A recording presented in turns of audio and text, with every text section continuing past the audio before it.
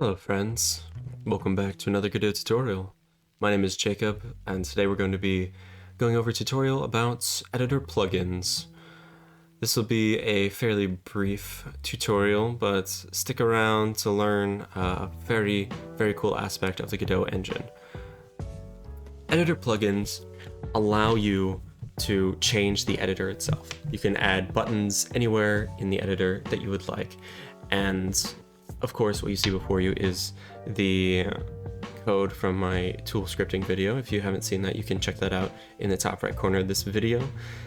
Regardless, editor plugins let you change how you interact with the menus. You can make tools for yourself very easily and have things running in your editor that otherwise are not built into the editor window itself of Godot.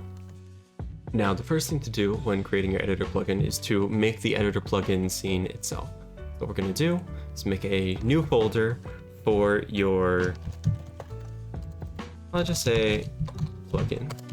Again, sloppy naming conventions in this one, but we're going to go with it. We'll make a scene.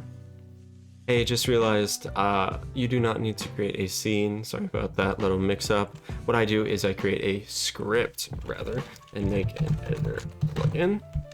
It'll say this is a valid thing to inherit. It's going to be my plugin loader. And now we have this plugin loader script. So now it extends editor plugin, and we are good to go. Now, from our previous video, we know that adding the tool keyword allows this editor plugin to run in the editor itself. So this entire script will be able to run in the editor. So there are a few things that we need. First off, let's go ahead and throw up a constant, and we will say our editor add-on. Now, we're not going to set this equal to anything yet. We'll do that in a second. And then we're going to grab a reference to what will become our doc scene. Simple enough. Let's make two functions for enter tree and exit tree. These will run when the plugin loader enters and exits the tree, respectively. Enter tree runs pretty close to when the ready function runs, but there are slight differences. So what we're going to do is we're going to, on enter tree, going to set our doc scene equal to our editor add-on instance. All right. So we should probably go ahead and make a scene for our editor add-on. What do we want to do? Let's just say fun add-on. It's going to be a user interface. So let's change this to a VBox container, and let's set two buttons in here.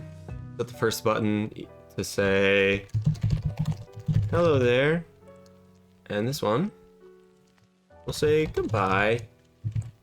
So now we have this little VBox container, nothing too special. Now, with the fun add-on, let's preload this and click on our fun add-on, or not, that works too. You can of course drag straight from the file system right in there.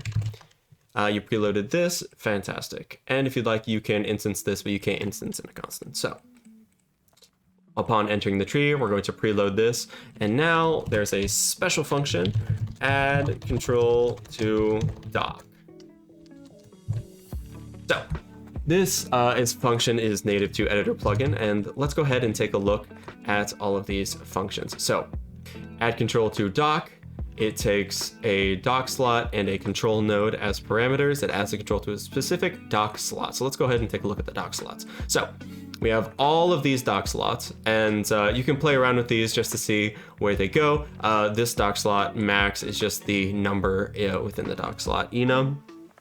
If you don't know too much about enums, check in the top right corner for my enum video. It's a fantastic little use case for enums in the Godot engine. So, for instance, doc slot left, upper left, is on the left side, and then the upper left.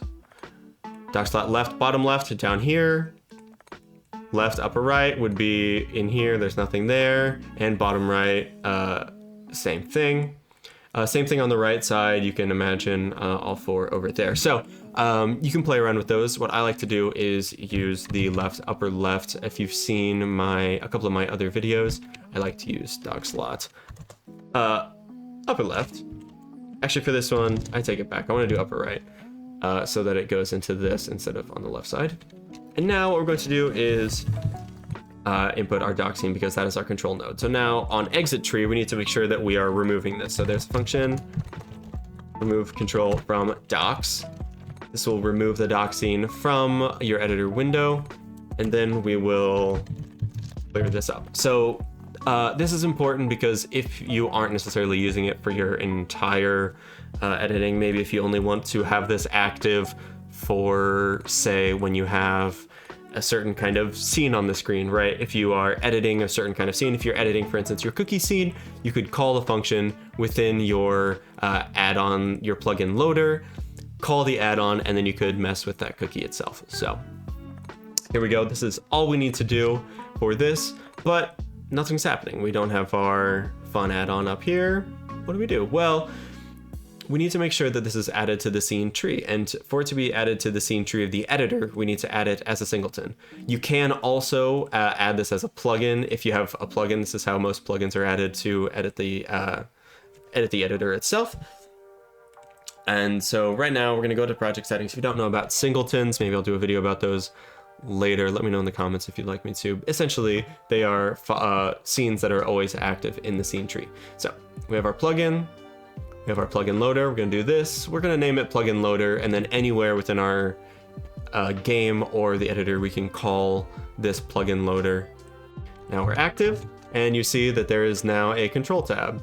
This is me, my bad for not renaming my control node. Let's say fun, because it is fun. It's so fun. We need to reload our singleton. This is important to do, and now it says fun too because it's having some issues, but if we would reload, it would just say fun, and now we have our 2 buttons. This is so powerful. As you can see, you can put this wherever you want on your editor. You can make these buttons do certain things. I like to make mine create new objects, new resources for me so that I can make resources without having to constantly say new resource, then look up the kind, and then type all the data in. You can do a lot of shortcuts for yourself and make your life a whole lot easier. So those are editor plugins. Again, this is a fairly simple tutorial, and I hope that you found this helpful. If you're interested in more tutorials or need any more clarification on anything I talked about in this video, let me know in the comments below. And have a wonderful day, everyone.